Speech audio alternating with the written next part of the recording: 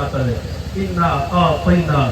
कल कौसर, कि है महबूब हमने आपको अता कर दिया अल कौसर यानी हौज़े कौसर। तो अगर आप हौज़े कौसर लेते हैं तो कुरान का आप मुताला करें और देखें कि अल्लाह तबारक व तआला फरमाता है वलिमन खाफा मकाम रब्बिही जन्नतान, कि अगर कोई बंदा अपने रब की बारगाह में खड़ा हो और उसके दिल में खौफ लिल्लाहियत हो, वो अल्लाह की बारगाह में डरते हुए अपने आप को खड़ा करे, रोए और गिड़गिड़ाए, वो अल्लाह की बारगाह में फरियाद करे और अल्लाह से माफी मांगे, इस्तिग़फ़ार करे, तो अल्लाह फरमाता है जन्नतान, हम उसे 2 जन्नतें अता करेंगे। और करें अल्लाह तबारक व तआला क्या फरमाता है, कोई आम बंदा, कोई मोमिन अगर वो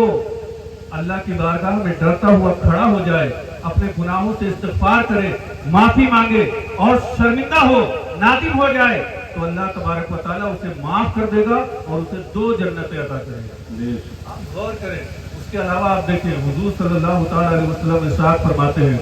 कि जन्नत की हकीकत क्या है। जन्नत की हकीकत ये है कि हमारे आका मौला फरमाते हैं जो बंदा अपने माँ बाप की खिदमत कर ले, अपने माँ बाप को राजी रखे और माँ बाप की खिदमत करते करते उसके माँ बाप दुनिया से चले जाए या वो दुनिया से चला जाए, तो वो अपने माँ बाप की खिदमत की वजह से जन्नत में चला जाएगा। और हुजूर फरमाते हैं इन्नल जन्नत तहता अक़दामिल उम्महात, कि जन्नत माओ के कदमों तले है।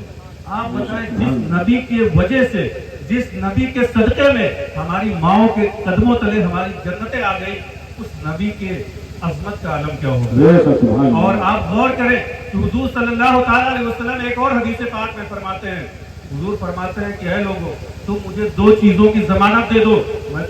तुम्हें जन्नत की जमानत देता हूँ। वो 2 चीजें क्या है? हुजूर फरमाते हैं तुम्हारे दाढ़ के दरमियान जो एक चीज है और तुम्हारी दोनों टांगों के दरमियान जो एक चीज है, यानी अगर तुम अपनी जुबान की हिफाजत की जिम्मेदारी जमानत मुझे दे दो और अपने नफ्स की हिफाजत की जमानत मुझे दे दो, तो मैं तुम्हें जन्नत की जमानत देता हूँ।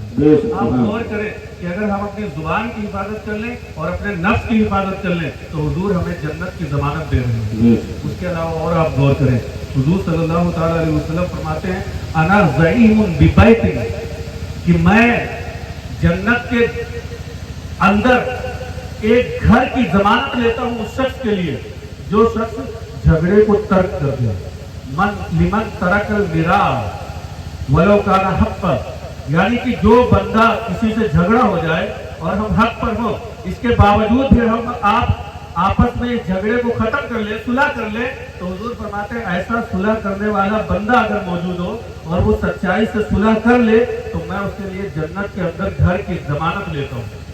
आप गौर करें, एक रिवायत में आता है सल्ली कि ऐ रबिया तुम मुझसे मांगो जो कुछ मांगना चाहो। तो आप गौर करें, उस सहाबी ने कहा इन्नी अस्अलुका मुराफक़तका फिल जन्ना, कि या रसूल अल्लाह मैं आपसे जन्नत में आपकी रिफाकत और आपका साथ मांगता हूँ। यानी जैसे दुनिया में मैं आपके साथ रहता हूँ, आपकी खिदमत करता हूँ, ऐसे ही मैं जन्नत में भी आपके साथ रहना चाहता हूँ और आपकी खिदमत करना चाहता हूँ। इसीलिए शायर ने कहा है सब कुछ खुदा से मांग लिया एक तुझको मांग कर, सब कुछ खुदा से मांग लिया एक तुझको मांग कर, उठते नहीं है हाथ मेरे इस दुआ के बाद, उठते नहीं है हाथ मेरे इस दुआ के बाद। कि उस सहाबी ने देखे, उसका ज़ौक़ देखे कि अगर आज हमसे कहा जाता कि तुम मांगो क्या मांगते हो, तो शायद हम इलेक्शन में प्रधानी का टिकट मांगते, हम विधायकी का टिकट मांगते और हम दुनियादारी मांगते। हम कहते फला की जमीन हमारे कब्जे में कर दो, फला की जायदाद हमें दिलवा दो, फला पावर हमें दिलवा दो, फला विधायक से हमारी मुलाकात करवा दो, फला MP से हमारी मुलाकात करवा दो। इस तरह की दुनियादारी के चक्कर में पड़कर इन्हीं चीजों तक हमारी रसाई होती, उससे ज्यादा मांग नहीं कर सकते थे। लेकिन आप देखें कि एक सहाबी से जब हुजूर ने फरमाया कि ऐ मेरे सहाबी मांगो क्या मांगते हो,